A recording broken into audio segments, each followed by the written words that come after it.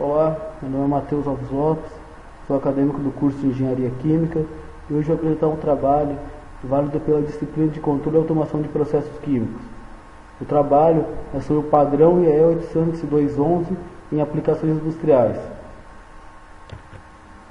O que é o padrão 802.11?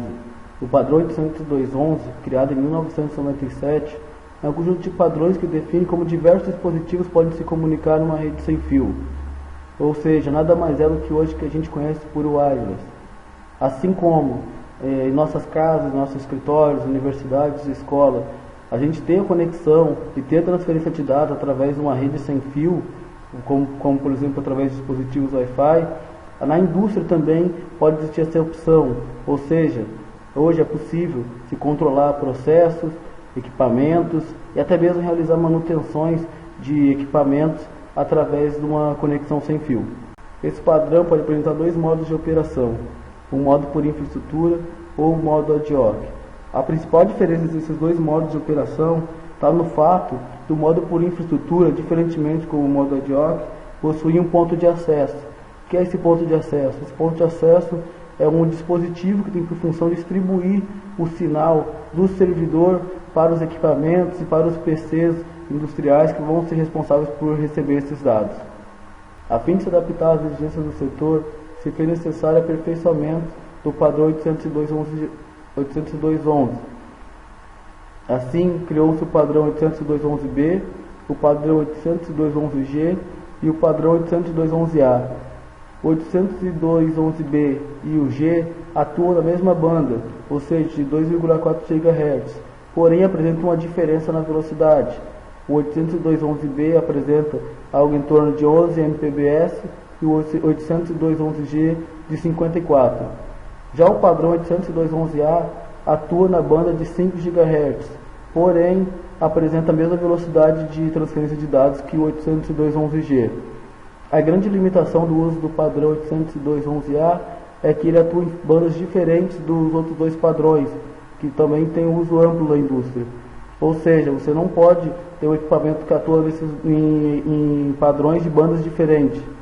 Já no 802.11b e 802.11g, eles atuam na mesma banda. Então o equipamento pode atuar nos dois sistemas de conexão de dados.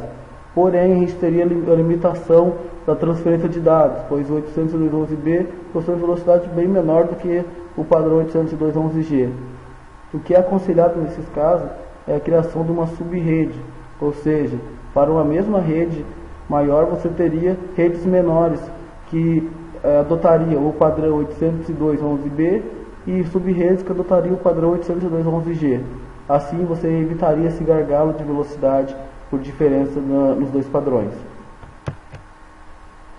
Bem, por que se faz necessária a adoção de uma comunicação sem fio em ambiente industrial? Em ambiente industrial, como é possível observar nas imagens, o acesso, o espaço, ou até mesmo a possibilidade de se alcançar um instrumento de medida para se aferir um controle de um processo, ou até mesmo para se alcançar uma válvula, um registro, é limitado por um conjunto de tubulações, de tubos. Então é um espaço muito restrito na indústria. Para o estabelecimento de uma rede de comunicação segura em ambientes industriais, é necessário se superar os principais obstáculos impostos por esse tipo de ambiente. Assim, o ambiente industrial é um ambiente que, em sua grande maioria, apresentam altos níveis de ruídos. Por mais que se tente evitar, é impossível se eliminar todos os ruídos no ambiente industrial. Esses ruídos, que apresentam como interferentes na distribuição do sinal wireless, ele pode ser proveniente de um próprio dispositivo que também trabalha por ondas de emissão de sinal, ou também ele pode ser oriundo de máquinas que quando operam emitem sinais de alta frequência. E também por condições ambientais desfavoráveis.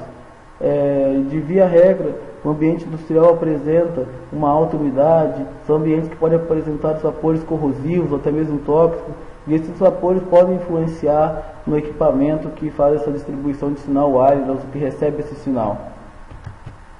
Assim, para se vencer os obstáculos do ambiente industrial, os fabricantes dos dispositivos têm apresentado cada vez mais soluções específicas, como por exemplo, a adoção de sensores com maior potência, ou seja, a partir do momento que você tem uma potência necessária para a transferência de dados em um ambiente ideal, você leva para a indústria uma adoção de um fator de risco, digamos assim. Você coloca uma porcentagem de potência a mais para que se garanta a transferência de dados efetiva. Também é comum hoje dispositivos com maior robustez frente à ação química e corrosiva. Como foi comentado anteriormente, o ambiente industrial apresenta gases tóxicos, gases corrosivos e até mesmo a presença de alta umidade, o que pode comprometer a vida útil de um dispositivo sensível a essas condições. E, em decorrência da alta transferência de informação, da alta transferência de dados, softwares com alta performance. Então é isso, espero que tenha ficado entendido a abordagem proposta em ambiente industrial sobre o tema 802.11g. Muito obrigado.